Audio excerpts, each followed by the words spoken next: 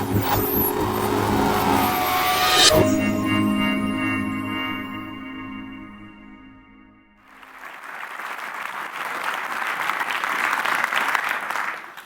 you. What I'm about to tell you this evening is introduce essentially a new area of science. Now, I think many of you, the scientists among you in the audience, will be rather skeptical. Biologists don't like quantum mechanics. Maybe they don't believe quantum mechanics. Quantum physicists certainly don't want to get their hands dirty in the messy world of biology. And so an area that brings the two together is somewhat controversial. And it is still a very speculative area of research. The point is, it's so exciting that I think if it's at all true that nature utilizes the strange rules of quantum mechanics, then it's a worthwhile endeavor to investigate. I was last here giving a Friday evening discourse 9 years ago. So I'm not publicizing my book. This is a book that came out 9 years ago, and I talked generally about some of the strange aspects and features of the subatomic world that's subject to the rules of quantum mechanics. What I like also is that on the back of the book is my favorite quote of all time by the Danish physicist Niels Bohr. If you're not astonished by quantum mechanics, then you haven't understood it. You're meant to be astonished by it. And even quantum physicists who spent their lives thinking about quantum phenomena should be astonished. In fact, if they get very blasé about it, they should take a step back and think about exactly what it means. Now, quantum biology is, well, this image is a picture that appeared in Nature, an article written by the science writer Philip Ball. It introduces some of the speculative ideas where quantum mechanics seems to be playing a role in biology. And to introduce the subject, I could have started from various different points, but I think I will start by saying something, explaining why there's an image of a bird in this picture. This is the European robin. It looks, for those twitchers in the audience, it looks slightly different, and I'm not, so I had to look carefully to see the difference. It looks rather different to our own British robin. The British robin has a deeper red breast than the rather fainter European cousin. The other difference is that the British robin remains here on these shores all year round because we have a reasonably temperate climate. The European robin that lives up in Scandinavia and Russia and Northern Europe obviously would like to find a warmer climate during the winter and migrates down to the Mediterranean, very often down to Spain and even down to the north coast of Africa. And so it follows this path directly from, say, central Sweden, let's say as an example, down to Spain, and it knows how to navigate. Now, this is not new. We've known for a long time that many animals, birds, and marine creatures can find their way across very often thousands of miles, even if they've never done that journey before. They use all sorts of tricks. They use the position of the sun. Sometimes they have a celestial map. They know the positions of the stars if they migrate at night. They will recognize local landmarks. Very often, they sense the Earth's magnetic field. They have an inbuilt compass.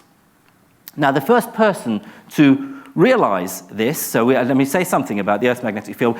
What's actually quite surprising is that even to this day, scientists don't really understand very well the origins of the Earth's magnetic field. But roughly, it's to do with circular currents in the molten core of our planet that induce magnetic fields due to the rotation of the Earth. So you can think of this giant bar magnet sitting at the very core of our planet and field lines circulating out of the Earth and around. Our magnetic field is very important. We think it formed between 3 and 4 billion years ago when the Earth was very young. It's certainly, without the magnetic field, we wouldn't be alive today, because not only does it shield us from the cosmic rays from outer space, it stops those cosmic rays from knocking and blowing away our atmosphere, and therefore water evaporating, as we believe happened on Mars. The first scientist to investigate the influence of the Earth's magnetic field on migrating birds was a Russian zoologist and explorer, Alexander von Middendorf. And he carried out experiments to find out how these birds migrated and what directions they took. They were rather crude experiments, but he postulated that they could sense somehow the presence of the Earth's weak magnetic field with some internal magnetic material that would act as a compass. We know today that many creatures can sense the Earth's magnetic field, from sea turtles to whales and dolphins to obviously many migrating birds to even to the trout. And even research suggests that ants have an ability to sense tiny changes in the magnetic field due to nanocrystals of iron oxide in their antennae. And that's basically the general idea, that you have these crystals of usually magnetite, which are sensitive to the direction of the field, and they can affect electric pulses, signals, currents sent by the neurons to the brain. The homing pigeon very often uses a whole range of different methods to find its way, from remembering landmarks to following the direction of the sun. But also many birds are found to have these tiny magnetite crystals at the ends of their beaks.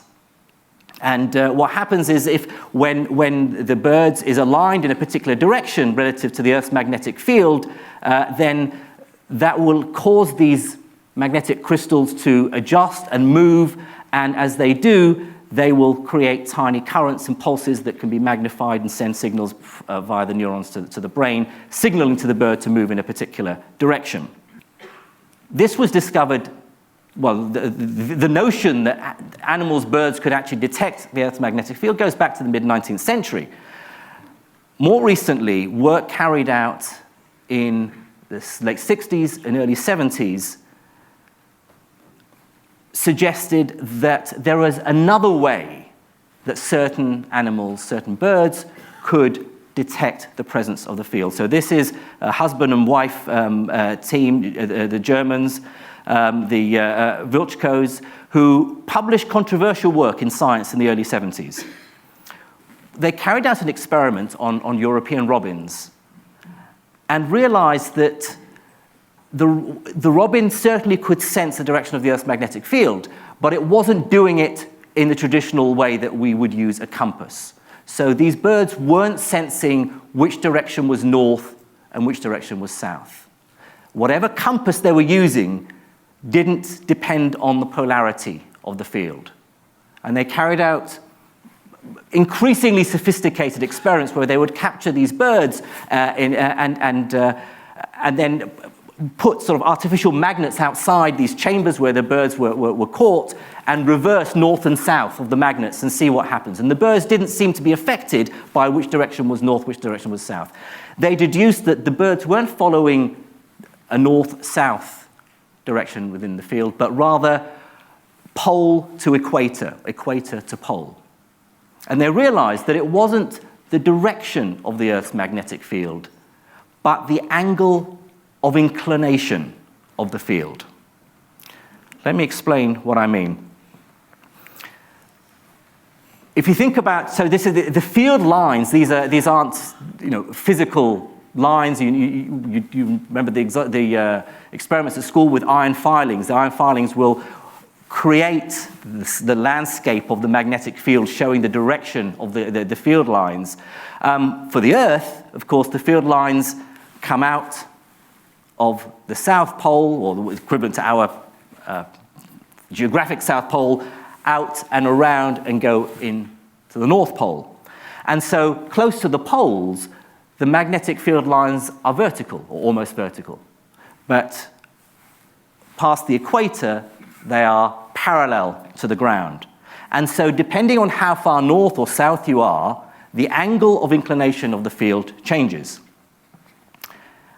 And research suggested that the European robin was somehow able to figure out a direction to travel based on the angle of inclination. But it wasn't clear what that mechanism was. So here's a contour map of lines of equal inclination angle. And you can see that, for instance, if I put in the path taken by the European robins, they're moving roughly from central Scandinavia with an inclination angle of about 76 degrees, and there's a change, a reduction in angle of about 20 degrees down to the Mediterranean.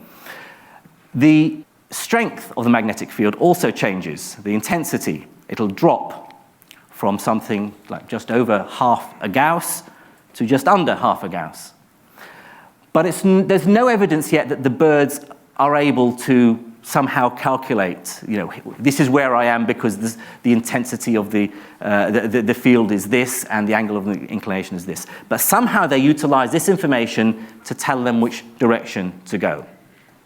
So far, so good. This is no longer really controversial. Many more sophisticated experiments have been carried out since the early 70s to convince scientists that birds are able to do this. What was puzzling, of course, was the mechanism. It was still thought that this maybe had something to do with these metal magnetic crystals, for instance, in the bird's beaks. Because the birds, even the European robin, would utilize various different techniques, even if it followed this rather strange, mysterious method of knowing the angle of inclination of the magnetic field to find its way. It certainly used other more traditional ways to find its way back. For instance, possibly using these magnetic crystals. But how does it find its direction in the first place? The mechanism that was proposed was made by a group at University of California, Irvine, about a decade ago. And it's based on a process that takes place down at the molecular level, something called the radical pair mechanism. So what I'm going to dive in here into some quantum mechanics that is rather complicated. I'll zoom back out again and tell you a bit more about the weirdness of quantum mechanics in a few minutes. So here's the title of their paper, a model for photoreceptor-based magnetoreception in birds. The idea was that whatever the mechanism was going on, it seems that the birds were able to somehow sense through their eyes the direction they should travel through the Earth's magnetic field. And the clue was a particular protein in the photoreceptor cells at the back, on the back wall of the bird's retina, a protein called cryptochrome. Cryptochrome is known to be it's stimulated by light, particular wavelength of light, typically blue light, that can excite atoms within the protein. And so, which is why cryptochrome had to be in the bird's eye for it to work, because it had to actually have light coming into the eye to get this mechanism working. It's still controversial whether the process takes place in just the bird's right eye or both eyes. It would seem strange that it's only, you'd think evolution would be a bit more, sort of free and easy about which particular eye would be used. Surely birds that could utilize the mechanism in both eyes would have some evolutionary advantage. Nevertheless, here's the quantum mechanics that takes place. Two electrons in an atom can exist in what's called a quantum state. So they have the same energy, but they have to spin in opposite directions. So in a very broad, rather non-accurate quantum mechanical way, we can say one spins clockwise and one spins anti-clockwise. And they form a pair. And if one is spinning clockwise, the other one has to spin anti-clockwise, otherwise it has to go and live somewhere else. This is something called the Pauli exclusion principle, which says that there are rules about how many electrons can be close together in the same state and what direction they spin in. In cryptochrome, it's thought that light, photons, particles of light, will come in and hit and knock one of those electrons in the pair. And that electron will be knocked off into an adjacent molecule, forming what's called a radical pair, molecules that are both electrically charged. One is now positively charged because it's lost an electron, and one is negatively charged because it's gained an electron. That's fine. What's magical quantum mechanically is that although these electrons are far apart, living on different molecules, they still know about each other's existence. If one is spinning one way, the other one doesn't have a choice. They can exist in particular quantum states. The technical jargon is they can exist in what's called a singlet state or a triplet state, depending on whether their spins are aligned, both clockwise or both anti-clockwise, or opposite. Now, quantum entanglement is the idea that particles, however far apart they are, still somehow, their fates remain intertwined. They are still aware of each other's existence. Last year's Nobel Prize for Physics was awarded to the two leaders of two research labs, one in France, one in America, where they've pioneered research within physics, nothing to do with biology, but within the very sort of clean, simple environment of a physics lab where you think you can get hold of and understand these quantum mechanisms. And so quantum entanglement, even for physicists, is a rather novel thing. For it to take place inside these molecules of the cryptochrome protein, inside a cell, at the back of a retina of a bird, and somehow play a role in helping the bird navigate would seem very, very strange indeed. But these two electrons that are far apart, that are entangled, how they behave and the way they spin affects what chemical reactions those molecules can induce within the cell.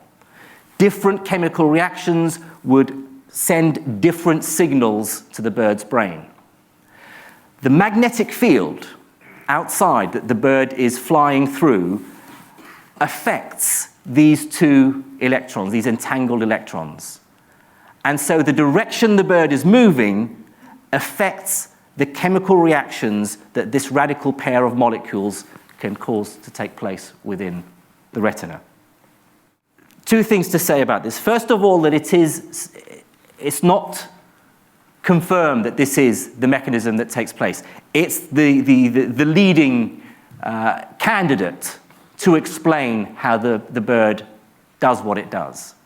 It's known that it sees the magnetic field somehow. It's known that it does it somehow through its eyes. It's known that within the eyes is this protein called cryptochrome that is photosensitive. But we're not sure that this is what takes place. The skepticism arises because quantum entanglement is a very weird and delicate quantum process. The mechanisms that take place in the quantum world disappear very quickly once you make your system complicated. Once you, rather than have just a single atom, you can imagine a single atom. We do experiments like this where you send an atom and it can go in two directions at once, and I'll say something about that in a moment. But the notion that that atom can do this strange quantum behavior of doing two things at once, or electrons doing two things at once, or electrons being somehow connected at a distance, what Albert Einstein said, spooky action at a distance, which is why Einstein didn't like some of the features of quantum mechanics. For that to take place within the warm, complex, messy environment of a living cell was something that most scientists had discounted until recently, because it was deemed to be a process that would just disappear, evaporate, what we call decohere, very, very quickly, far quicker than the biological timescale needed There's no point in these electrons, they're entangled for tiny, billionths, trillionths of a second, and then somehow that's it, the quantum effect has gone. That's no use to the bird. Somehow it's maintaining this quantum behavior for longer. If this is true, if quantum entanglement really does play a role, well, there are other quantum phenomena that go on in the world, in the subatomic world. How many of them play a role in living cells? We know that essentially, let's imagine, the living cell, the human brain, or any organism is made up of cells, and those cells are very complicated, complex cities involving processes involving proteins and enzymes, and there's so much going on. Zoom in, and you can imagine it's sort of a mechanistical world, which is why biologists to this day still feel more comfortable with their balls and sticks models of molecular structure. And it's acknowledged that if you look down deep enough into molecular biology, at its heart, it's essentially organic chemistry. And organic chemistry is, of course, subject to the rules of quantum mechanics, because quantum mechanics tells the atoms, the electrons, how to arrange themselves within atoms, how the atoms fit together to the molecules, and so on as you zoom out. But can those quantum effects somehow leave an imprint on the macroscopic world?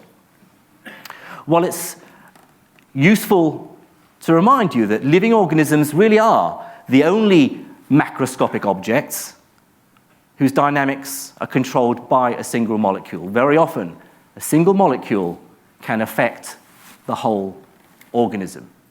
You can think of this in terms of a mutation in DNA, for instance. A single mutation, a change down at the molecular level, can propagate and have a magnified effect on the whole organism.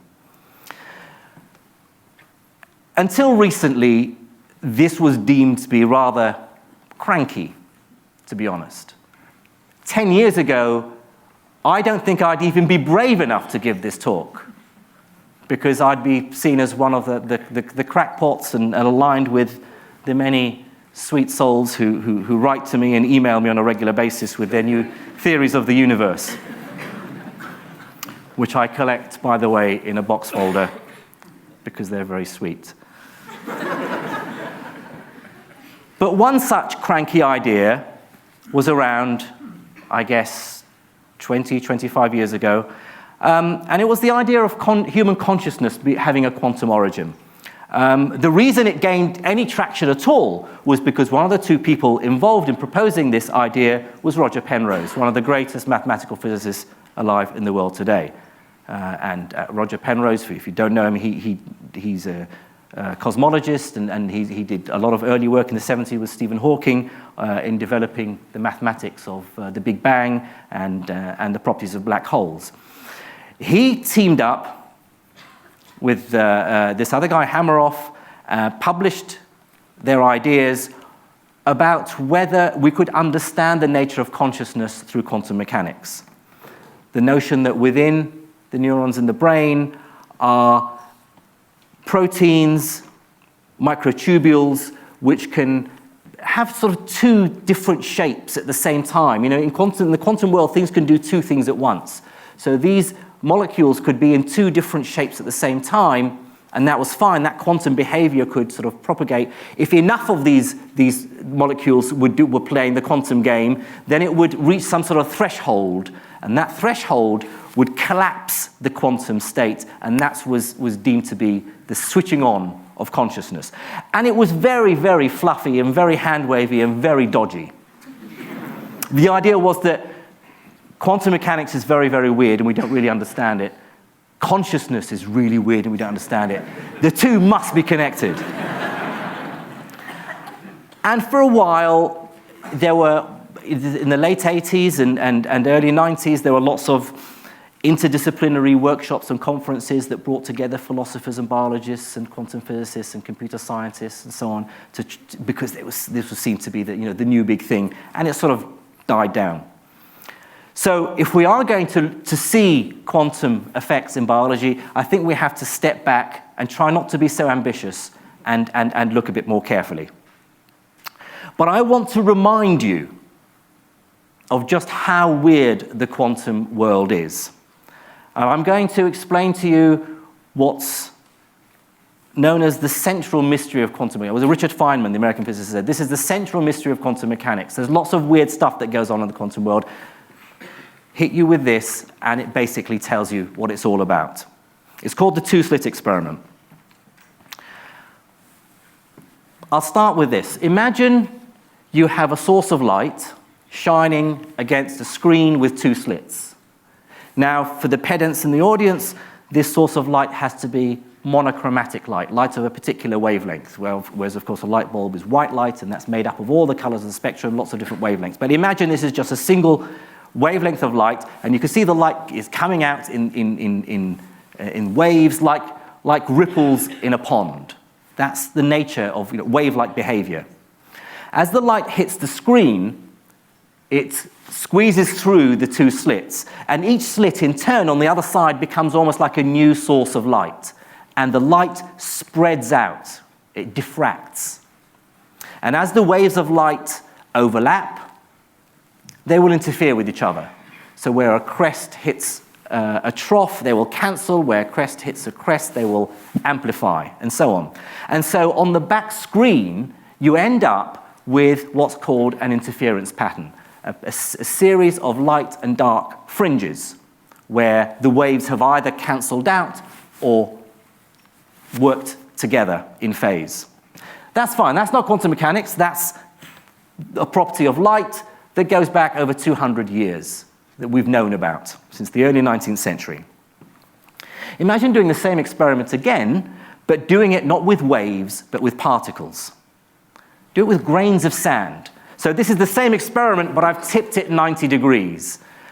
Rather than waves that are spread out that wash up against the two slits and squeeze through, here you've got individual particles of sand, and each particle will either go through one slit or the other. And so you see they will sort of drain through, and you get two bumps underneath each of the slits. So the two peaks is reminiscent of particle-like behavior, whereas the multiple pattern of interference is wave-like behavior. What if we do the same experiment with atoms? Well, so imagine we have an atom gun, something that can fire atoms, a stream of atoms. You can't see them because they're very small. Let's block off one of the two slits. So these two slits are the dimensions and separation of the slits is chosen appropriately to show us how atoms do things. And so far, so good. Nothing strange here. You'll see a lot of atoms hitting the back screen. So this will now have to be some sort of photosensitive screen whereby when an atom hits it, it'll give off a little flash of light to say the atom has arrived here. So the atoms are arriving as these little pinpricks of light that we see. Of course, a lot of the atoms will be blocked by the first screen. They won't go through that slit. But those that do get through to the other side, you can see there's a bit of spreading of the atoms. But if we didn't know anything about atoms, we'd say, well, that's fine, we can understand that. A lot of the atoms are going clean through the slit. Some are sort of maybe bouncing off the edge of the slit, and so they're sort of being deflected a bit, which is why you get a bit of a spread. The first mystery of quantum mechanics comes when we open the second slit. Because now we see something that's very much like the interference pattern we got with light. Rather than having two bands of spots where the atoms have gone through the two slits, it's as though the atoms have gone through the slits behaving like waves, and you get interference of the waves, and you get these bands. If we know nothing about atoms or quantum mechanics, you could try and rationalize it and say, well, maybe atoms behave in a very strange way, and only a certain number of them are allowed to all sit together. And so, me and my gang, we're all going to go on this slit. No, sorry, no room for you. You go to the next slit above. And by the way, there's this rule that no one can go in between the two bands, but a few naughty atoms do. So there's a bit of a scatter. We don't. There could be some forces between atoms that make them coordinate their actions in a way to give this pattern. That's not mysterious. We just don't know how atoms do things. But we can be clever, and we can force the issue. What if we were to not send the atoms all through at once, but send them through one at a time?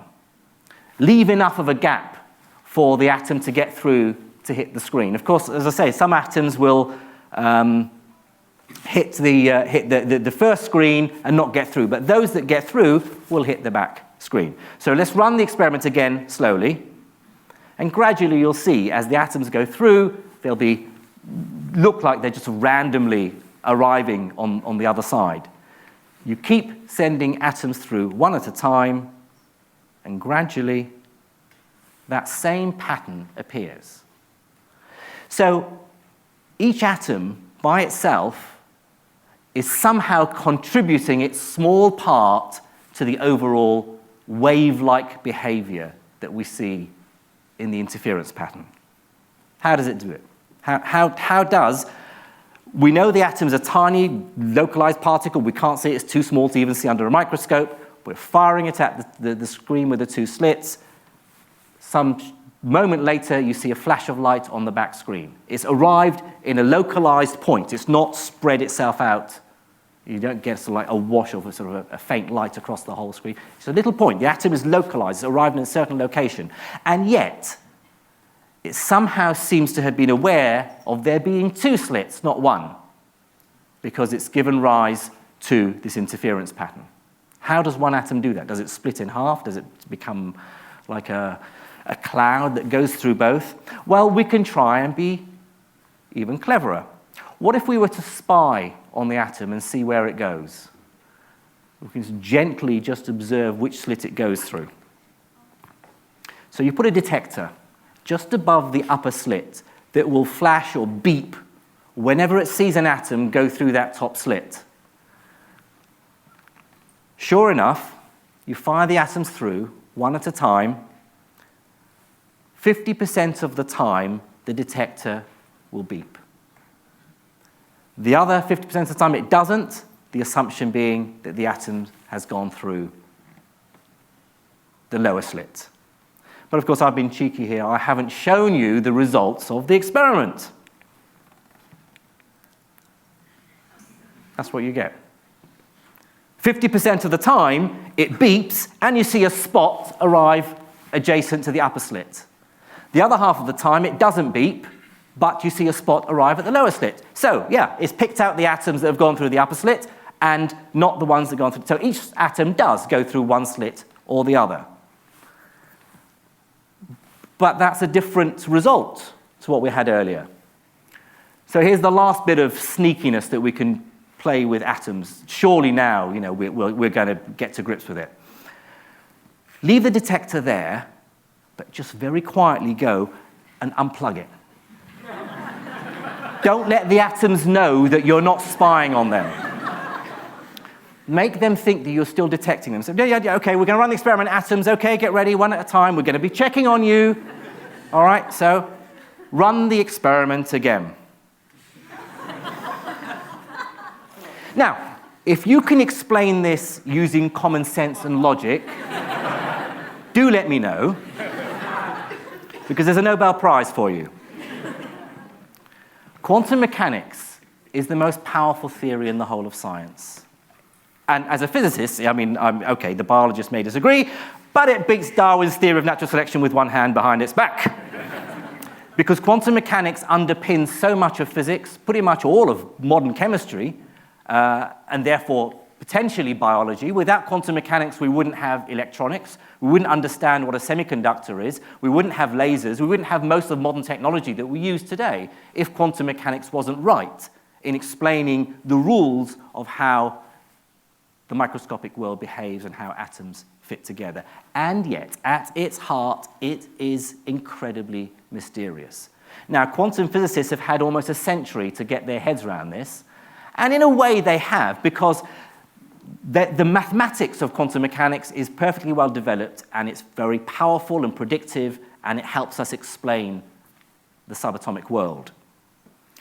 But we've got something like half a dozen different ways of explaining how those atoms get through the slits.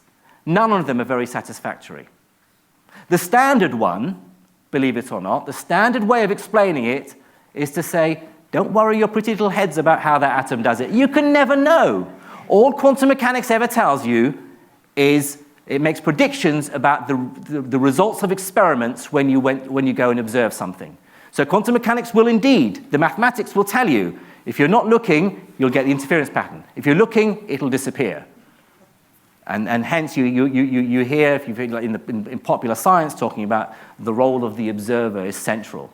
And it leads to all sorts of wacky ideas like, in the nature of consciousness and so on in quantum mechanics. So quantum mechanics is weird. There's no getting around it.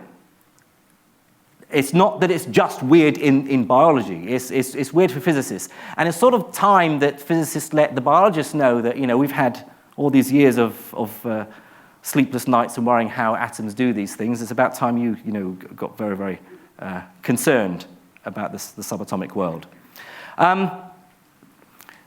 My research expertise is in nuclear physics.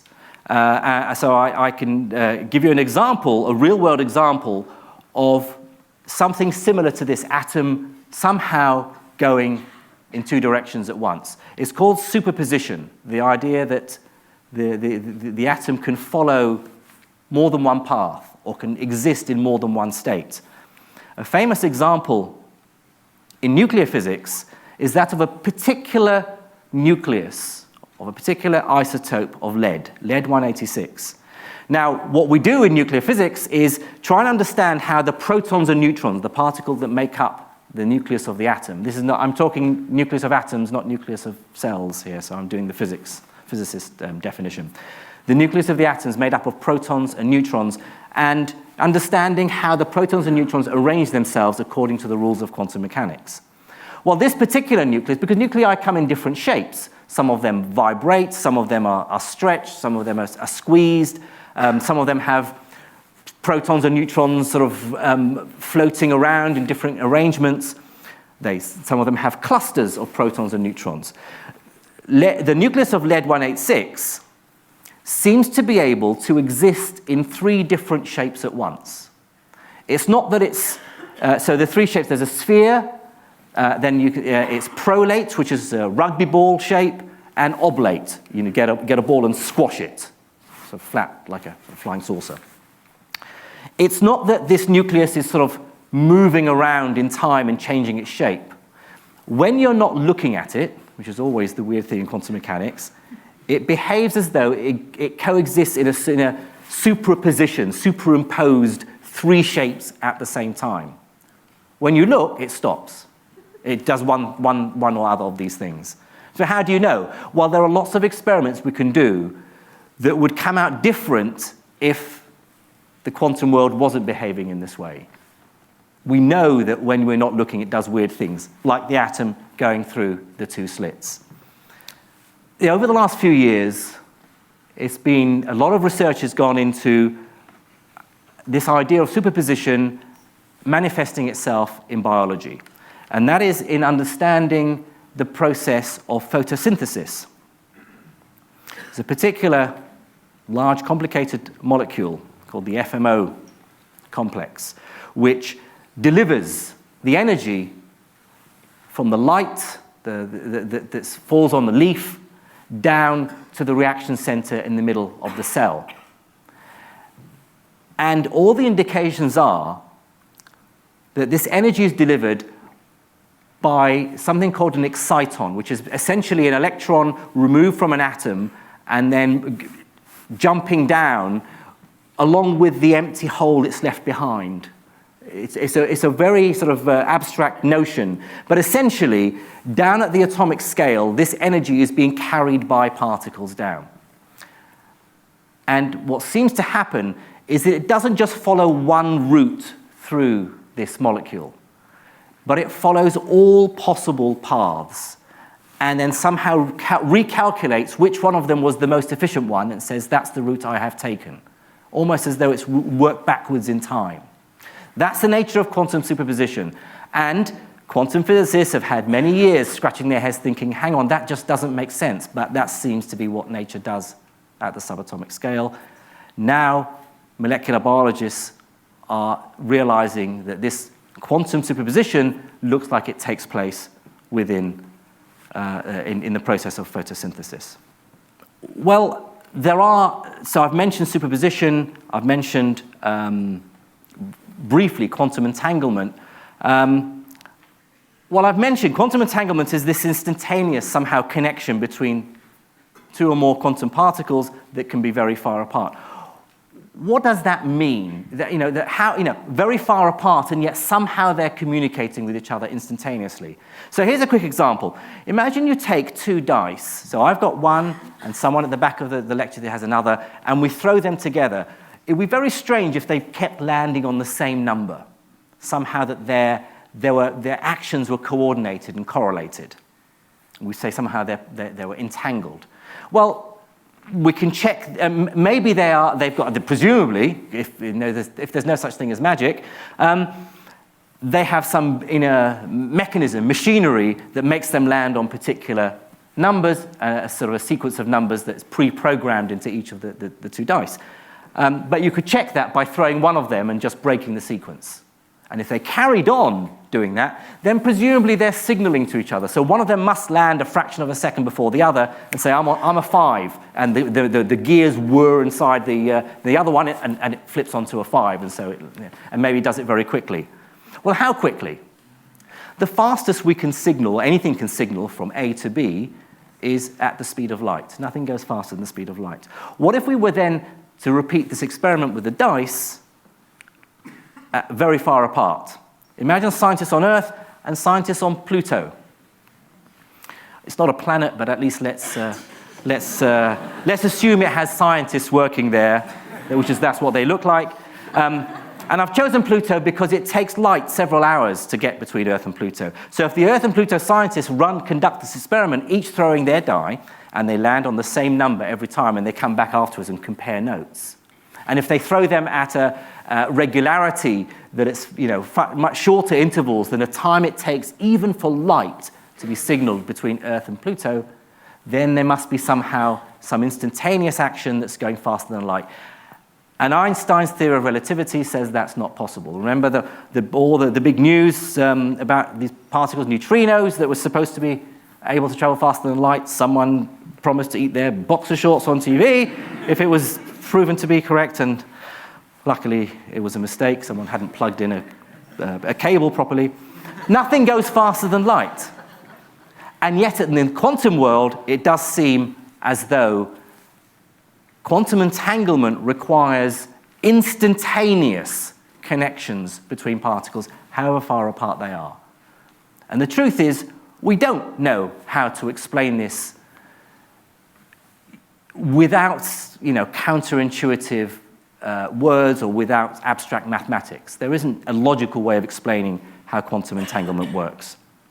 Well, one very famous physicist was very upset by the idea of entanglement and superposition. So what happens if you have superposition, one particle being able to do two things at once, and entanglement, that particle somehow infecting another particle very far apart?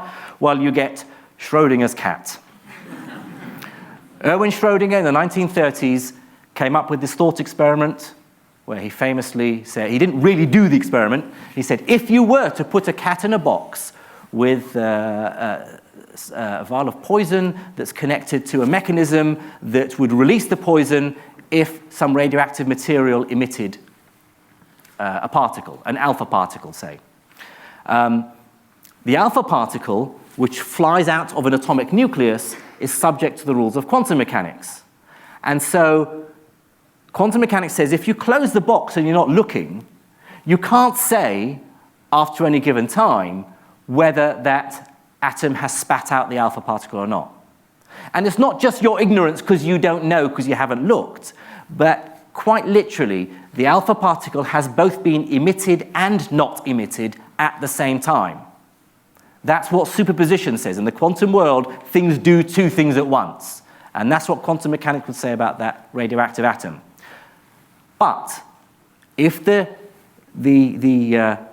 fate of the atom is entangled with the fate of the atoms in the cat, and Schrödinger said, after all, cats are just made up of atoms, so surely they should ultimately obey the rules of quantum mechanics, then before you open the box, the cat is also both dead because the poison has been emitted, and alive because it hasn't. And only when you open the box do you force the fate of the cat to be determined.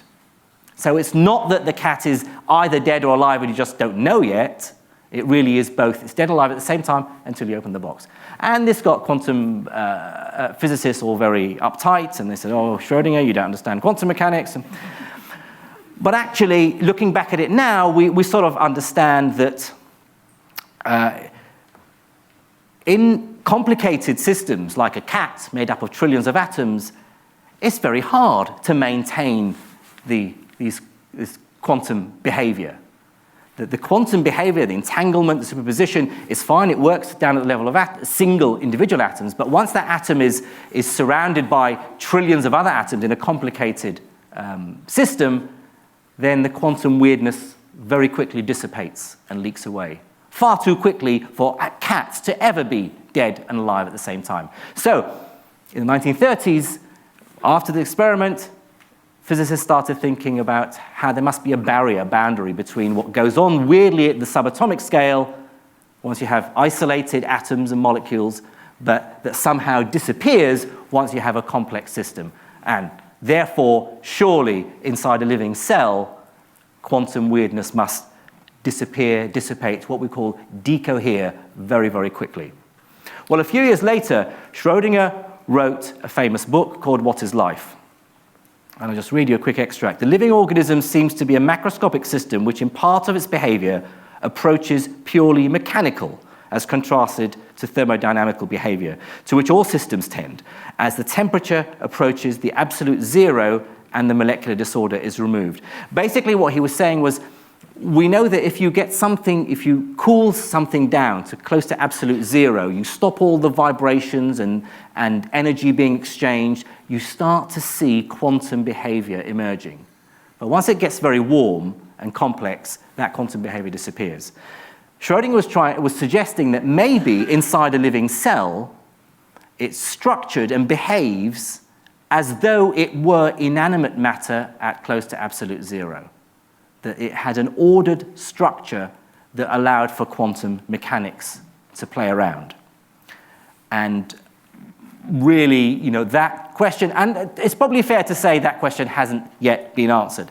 Most physicists would be very skeptical about the possibility of quantum behavior appearing in biological systems until recently, and some of these phenomena in quantum biology.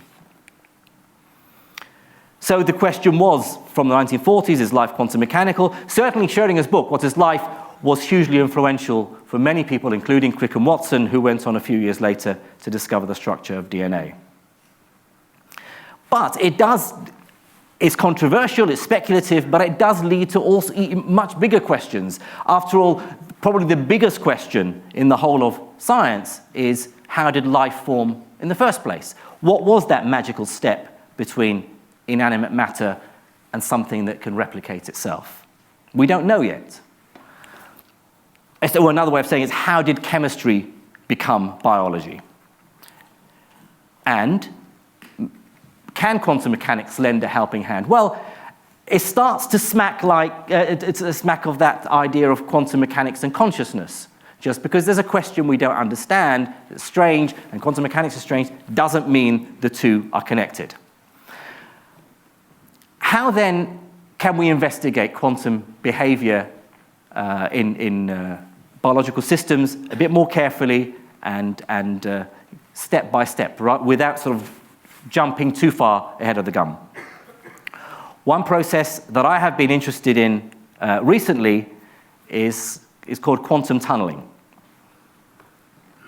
And I would say it's sort of halfway between mundane quantum mechanics, which is the rules of quantum mechanics that you have to apply in organic chemistry to describe how molecules fit together, including those molecules in living cells, and the more outlandish quantum behavior, superpositions and entanglement and so on.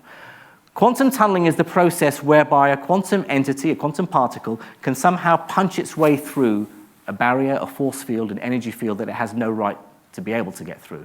In the everyday world, it's the equivalent of me running straight through that wall, disappearing and appearing on the other side. It doesn't happen. In the quantum world, it seems that it does happen. And in fact, the picture I've got here is of the sun. The reason the sun shines, therefore the reason we are here, is thanks to quantum tunneling.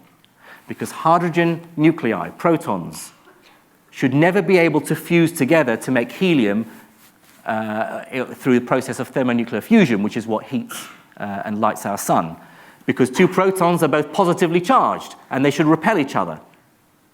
But every now and again, they get close enough together, rather than repel each other, they're not really attracted to each other unless they get very close, because then the strong nuclear force that binds atomic nuclei together can get a hold, get a grip. But it's a very short-range force. And the electrical repulsion doesn't allow the protons to get close enough together. But thanks to quantum tunneling, every now and again, a proton can come up to another one and somehow seep through the barrier, quantum tunnel through to the other side, find itself close enough to the other proton that they can stick together. Quantum tunneling takes place all the time. Well, we're looking into the possibility that quantum tunneling is an important process in biology as well. Chemists have known that quantum tunneling is important in organic chemistry for a long time. And one of the wonderful things about this new field of quantum biology is that the physicists, armed with their wonderful ideas about quantum mechanics, and the biologists understanding the complexity inside the cells, are starting to, let's figure this all out. And the chemists, bless them, have been sitting in the middle saying, but we know all this. We do. Come and have a look at how complicated the calculations we do quantum mechanically. And sure enough, a lot of chemists have been looking at quantum effects in organic chemistry. In particular, the nature of the hydrogen bond. The hydrogen bond is essentially a hydrogen atom that holds some molecules together. It's not a very powerful bond. It's strong enough for structures, molecules to fit together to make very complicated structures like proteins and enzymes. But it's not too strong a bond that it can't be broken easily enough so that these molecules can rearrange themselves.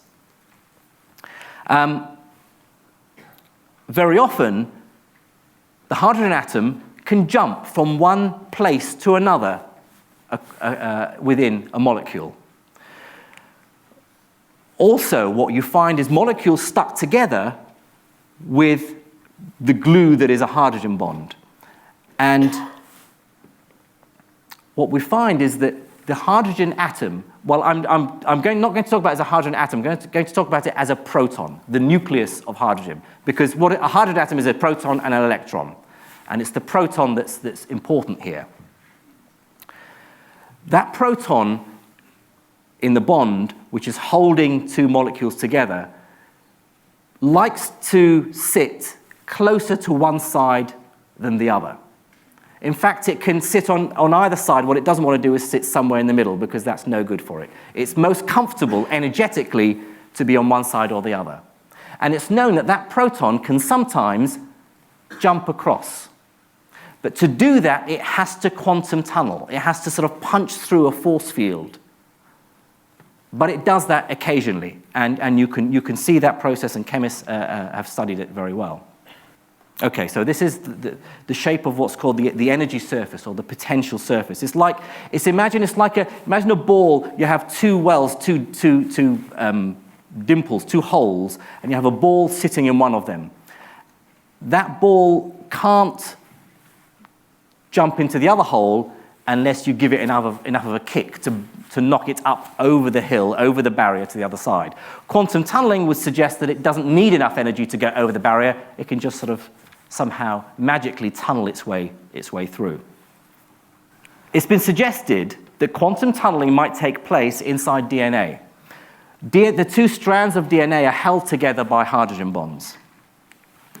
DNA, the Crick-Watson model of DNA is of these nucleotides, these complicated molecules that come in 4 different types: adenine, thymine, guanine, and cytosine, and they stick together in particular pairs. So A sticks to T, G sticks to C, and they're held together by hydrogen bonds.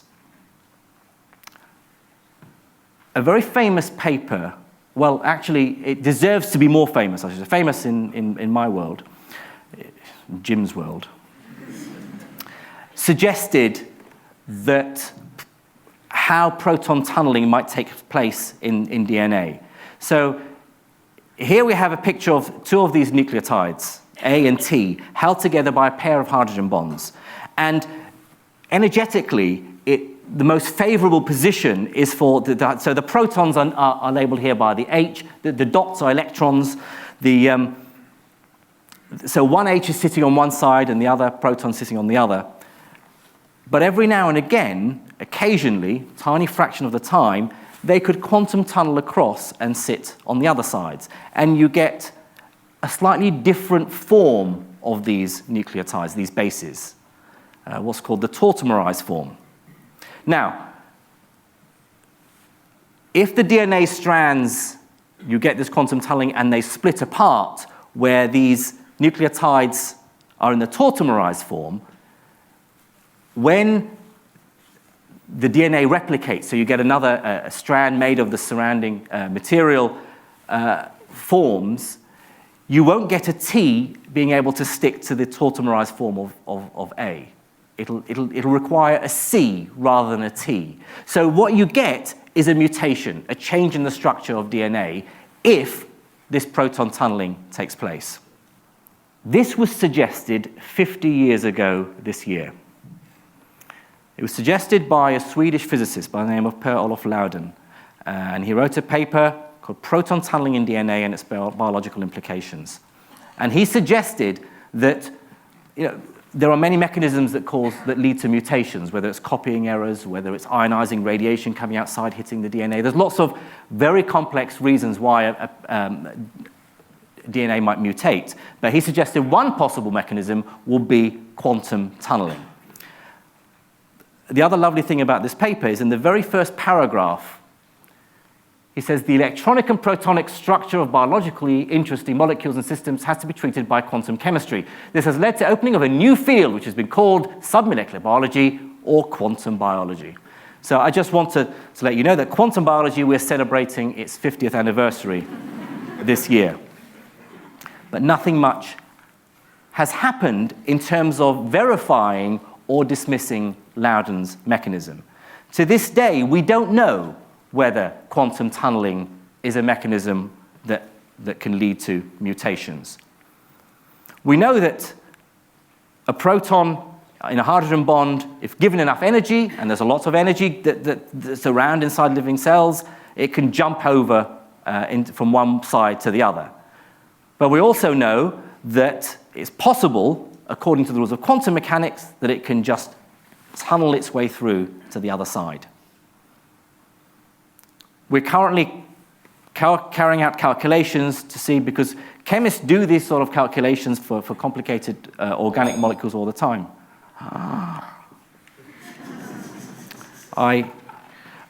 What I want to say very briefly in the last 10 seconds is that we're starting tentatively. Quantum biology, to some extent, is speculative, but it's a new field. We want to be able to take one step at a time. Quantum tunneling is one of those processes that is respectable, that quantum chemists know takes place inside organic molecules.